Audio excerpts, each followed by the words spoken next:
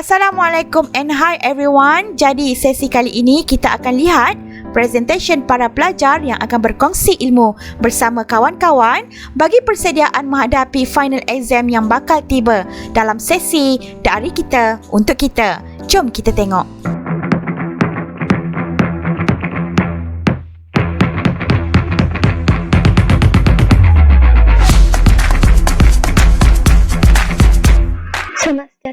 Hello, I'm Rajalakshmi from class S15P5, and today we're going to learn about heat conduction, which also known as thermal conductivity.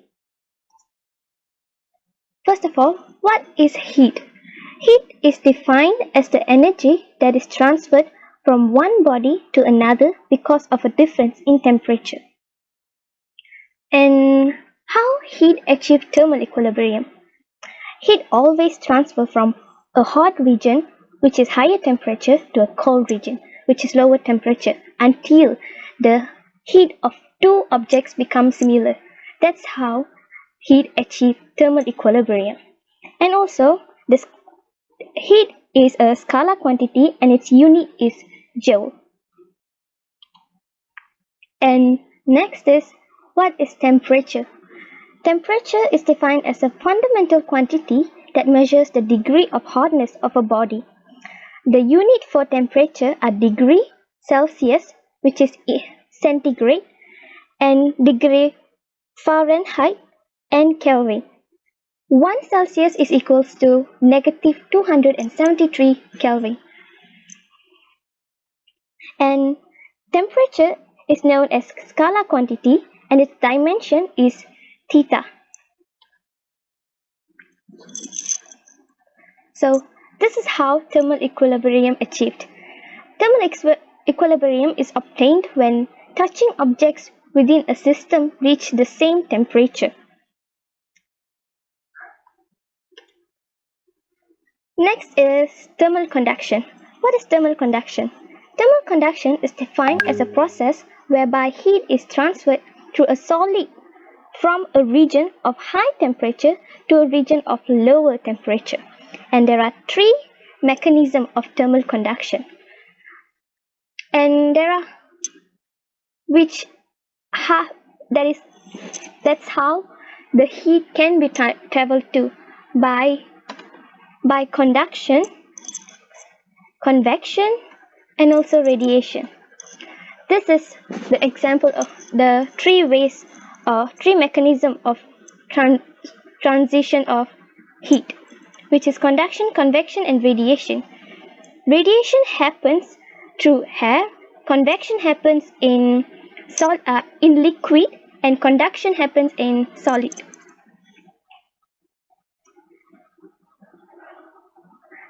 Thermal conduction in an insulator rod and also metal rod. For an insulator which is non-metal, consider a non-metal rod is heated as its on end as shown in this diagram, figure 13.1. At hot end, a molecule of rod are receiving heat directly from the fire. This causes the molecule to vibrate faster and faster. Collision between these hot molecules with the neighboring colder molecules result in the transfer of energy to the colder molecules. This transfer of energy will continue until the cold end, which is B, of the rod become hot. As for thermal conduction in metal rod, there are a lot of free flowing conduction electron. So by having free electron, when one end A of the metal rod is heated, the free electron will gain additional thermal energy due to the heating. As a result, they move faster than before, and some of them collide with colder molecules at B. This collision caused the cold end B of the metal rod become hot. The transfer of energy by free electrons is found to be faster compared to the transfer of energy by vibrating molecules in the lattice. It is because electrons are lighter and move faster. As a conclusion, we can conclude that metal much faster conducted the heat compared to the insulator. This is the rate of heat flow. In this diagram, we can say, for an example, consider heat conduction through a lag rod which has cross-sectional area A and length dx as shown in this figure. By assuming no heat is lost to the surrounding, therefore, heat can only flow through the cross-sectional area from higher temperature region to lower temperature region, which is T1 to T2. When the rod is in the steady condition, the rate of heat flow is constant along the rod. So, therefore, the rate of heat flow through the rod depends on three factors, which is cross-sectional area, temperature of gradient through the cross-sectional area, and also in type of materials. Therefore, we can conclude that a relationship between the rate of heat flow and the first two factors is given by rate of heat flow is proportional to the negative cross-sectional area and times temperature gradient. As for the equation, we can use this equation for us to solve a question, or also this.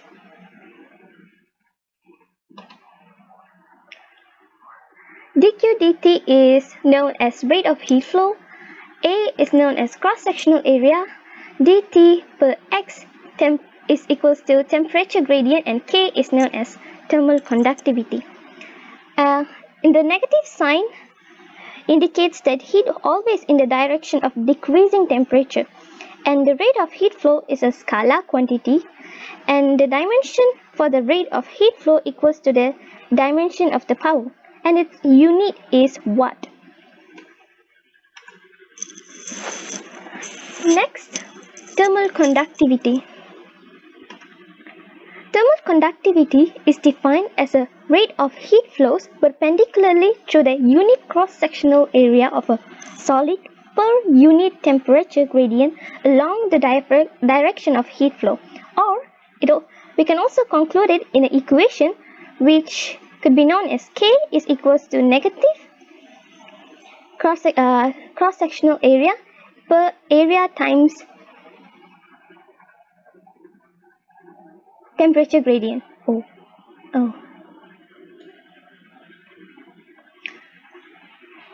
Thermal conductivity is a property of conductivity material where good conductors will have higher values of K compared to poor conductor. It is a scalar quantity and its unit is W per meter Kelvin or W per meter Celsius. W is known as watt. That's all, and thank you.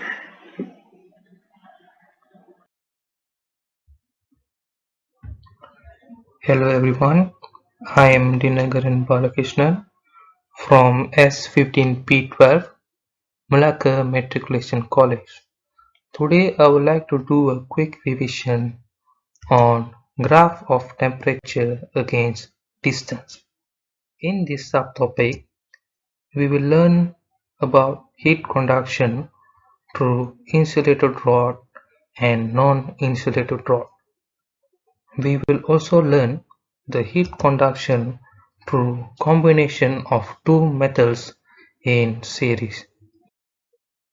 First, heat conduction through insulated rod. Here is a diagram which illustrates heat conduction through insulated rod. As we can see here, this is a rod which is well insulated, and X is the length of the rod, A is the cross-sectional area of the rod, and the red line here are the direction of the heat flow, as we can see here, from T1 to T2.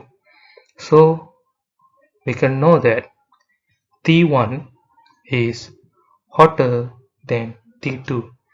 So T1 is greater than T2. For insulated rod, there will be no heat loss from the sides of the rod. Heat flow through the cross-sectional area from higher temperature region T1 to lower temperature region T2. When the rod is in steady state, the temperature falls at a constant rate. Thus, the rate of heat flow is constant along the rod. The temperature gradient will be constant for heat conduction through insulated rod. So here's a graph of temperature against length for insulated rod.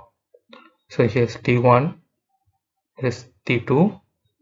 From 0 to a certain length of the rod. As we can see here, this is a straight line graph which proves that heat is transferred at a constant rate for insulated rod. Next, heat conduction through non-insulated rod. So here's a diagram for heat conduction through non-insulated rod. As we can see here, the red lines are diverging. There's only one line which goes to T2, so we can know that less heat is transferred through non-insulated rod, as we can see here in the diagram. For this case, T2 also will be less than T1 also will be greater than T2, but less heat is transferred to T2. So for non-insulated rod, there is a heat loss to the surroundings from the sides of the rod, as it is not insulated. The lines of heat flow are diverged, and the temperature will fall faster near the hotter end, which is T1, compared to the colder end, T2. Less heat is transferred to Y, and the temperature gradient gradually decreases along the rod and results a curved graph, a reciprocal graph, where the temperature gradient at X will be higher than Y. So here's a graph which illustrates that situation.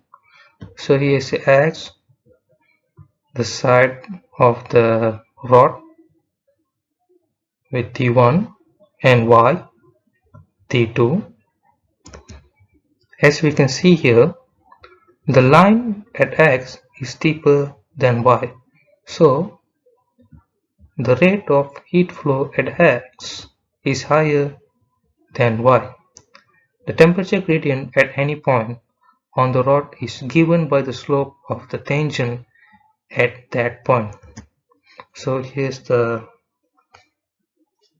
equation: dq over dt equals to negative Ka dt over dx.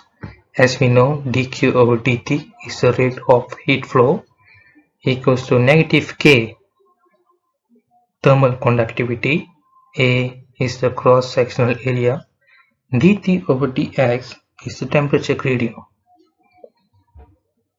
From the graph, we can conclude that the temperature gradient at X is higher than at Y, as I said before. So dt over dx is greater than dt over dx at Y. Thus, dq over dt at X is greater than dq over dt at Y, which simply means that the rate of heat flow at X is greater than rate of heat flow at Y, as I said before. Now we'll see the combination of two metal series. So here is a two rod, material C and material D, and it is insulated. As we can see here, the red lines are approaching from T1 to T2, so the heat is applied here, and the heat is flowing from T1 to T2 through two metals, two different metals. So it's given here that Kc is greater than Kd.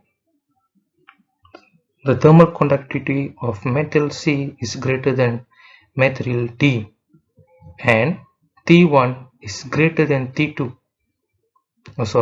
Greater than T3, and T3 is greater than T2.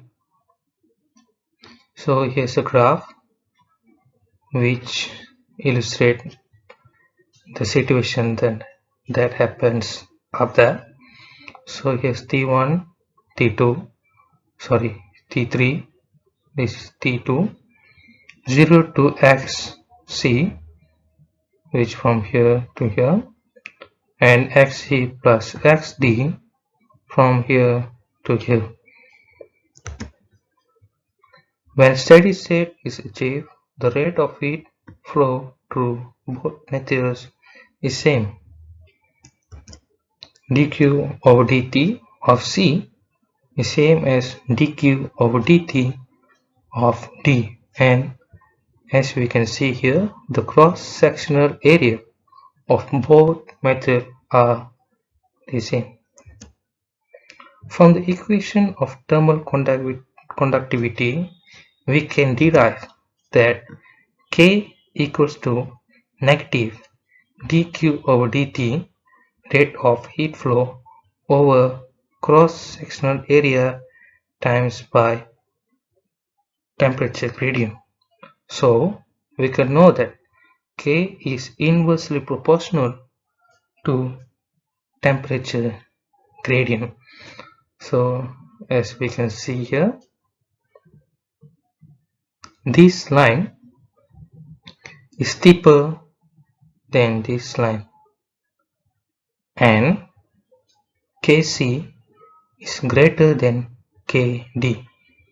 As this line is steeper, so it must have the bigger temperature gradient than this one, and this proves that K is inversely proportional with 1 over dt over dx, as this has the bigger temperature gradient, but it has the smallest thermal conductivity. Yeah, as I said before, Kc is bigger than Kd. Although temperature gradient of C is less than D. So this proves that K is inversely proportional to dt over dx, as I said before. So now we can do some exercise to understand what we learned before. So figure 1 shows a uniform metal rod which is not insulated. So here's the figure 1. Heat flows through the rod, and the temperature at both ends of the rod are T1 and T2, where T1 is greater than T2. So for this rod, heat is applied from here as stated in the question, where T1 is greater than T2. So which statement is true about the two positions X and Y on the rod as shown? Y is missing. Y is supposed to be here. So we go to the answers. No heat is lost to the surrounding at the area between X and Y. As stated in the question, the rod is not insulated, so there will be a heat loss to the surrounding. So A cannot be the answer because they want true statement. So A is not the correct option. B. The rate of heat loss to the surrounding at X is greater than at Y. So for non-insulated rod, this statement is correct as we learned before. So before we assume this statement as correct, we go through the next answer. See, the rate of heat flow at X and Y are the same. So well, this is a non-insulated rod. Don't forget, non-insulated rod. So the rate of heat flow are not same for non-insulated rod. So C is not a good option. Then the temperature gradients at X and Y are the same. So well, it's clearly wrong. So the correct answer is B. So let's check it. Yeah, the answer is B. Second question. Figure 2 shows a metal rod partially wrapped with an insulating material.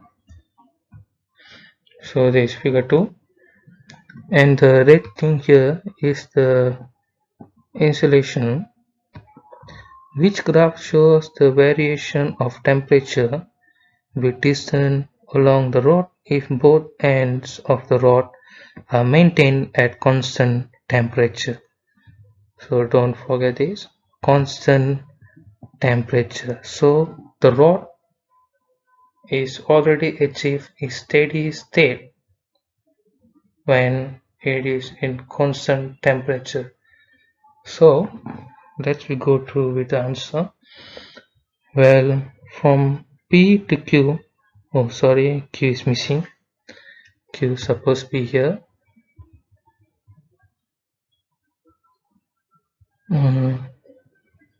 Yeah, this is Q, this is not a D. Sorry, my handwriting is not so good. A,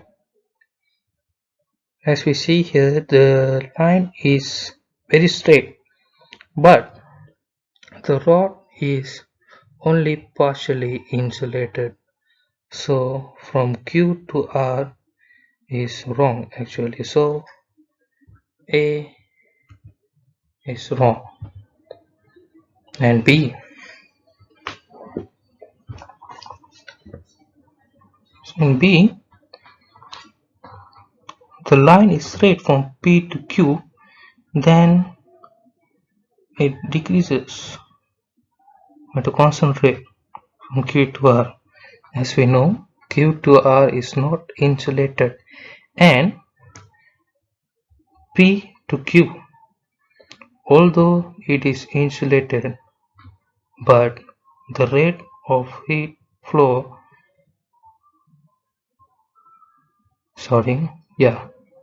the rate of heat flow cannot be 0.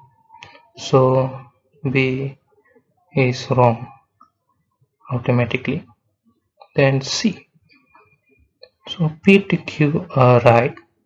Yes, this is insulated P to Q, but Q to R seems to be awkward because the temperature increases suddenly. So this kind of magic doesn't work for physics. So C automatically wrong.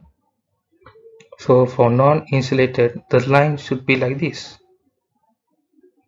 Yeah, like this, almost. So we go to D. P to Q, yes, correct. Then Q to R, yes, same as what I draw here. So D is the answer. Let's check it out. Yes, D is the answer. Next, composite rod consists of rod M and rod N. Have the graph of temperature against distance as shown in figure 3. So we can see here rod M, rod N from 100 degrees Celsius to 60 degrees Celsius, from 0 to 40 centimeter, and rod N from 60 degrees Celsius to 40 degrees Celsius, from 40 cm to 100 cm. So calculate the temperature gradient for each rod. So it's a simple question. They want the temperature gradient. So dt over dx is equals to 100 degrees Celsius minus 60 degrees Celsius divided by 0 meter minus 0.4 meter. Don't forget to change the distance to meter. And 40 degrees Celsius over negative 0.4 meter, which equals to negative 100 degrees Celsius per meter, and this is for rod M. So for rod N, dt over dx is equals to 60 degrees Celsius minus 40 degrees Celsius divided by 0.4 meter minus 1.0 meter, not 0 meter, 0.4 meter. Don't forget that rod N starts from here, not from here, so don't forget. 20 degrees Celsius divided by negative 0.6 meter, which equals to negative 33.33 degrees Celsius per meter, and this is for rod N. So let's go to the next question. If the cross-sectional areas of both rods are the same and the temperature at the composite rod ends are maintained, determine which rod has higher thermal conductivity. So for this question, we use this equation, this derived equation, which is K equals to negative rate of heat flow over cross-sectional area times temperature gradient. So this is K of M, which equals to alpha. Why suddenly alpha came here?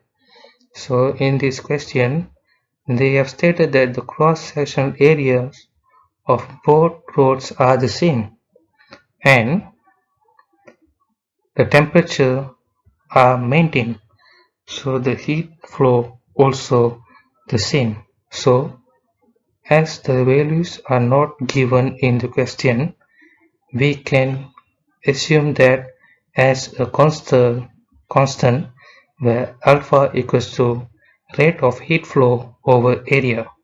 So this is the alpha, negative sign, don't forget it, divided by dt over dx of M, which is negative 100 degrees Celsius per meter, where you will get 0.01 alpha watt degrees Celsius per meter. This is for K of rod M. So for rod N, Kn equals to negative the same alpha over dt over dx equals to negative alpha over negative 33.33 degrees Celsius per meter equals to 0.03 alpha watt degrees Celsius per meter. As we can see here, the K of N is bigger than M. So the answer for B is rod N. So we go to next question. Metal P and metal Q are same size but have different thermal conductivity. The thermal conductivity of metal P is twice as metal Q.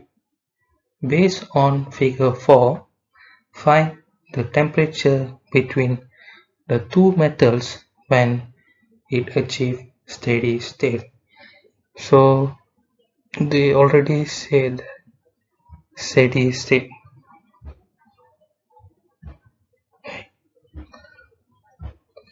Steady state. So the rate of heat flow is the same for both methods. So first we will need to transfer the information that they give in the question, where the thermal conductivity of metal P is twice as metal Q.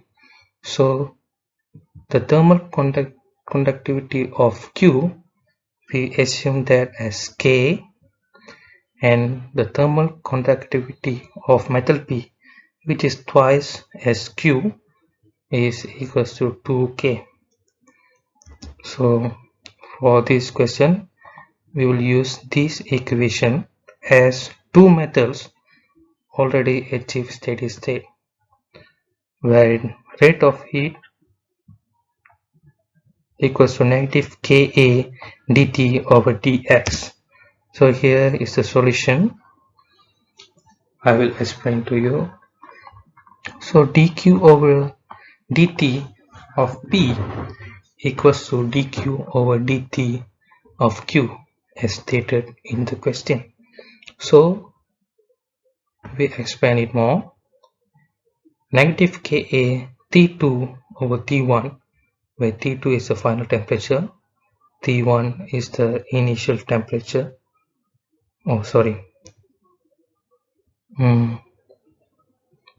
For P, T2 is the initial temperature and T1 is the temperature that we will find. And for metal Q, T2 is the temperature that we will find, and T1 is the initial temperature of Q, as dt over dx is final temperature minus by its initial temperature over distance. So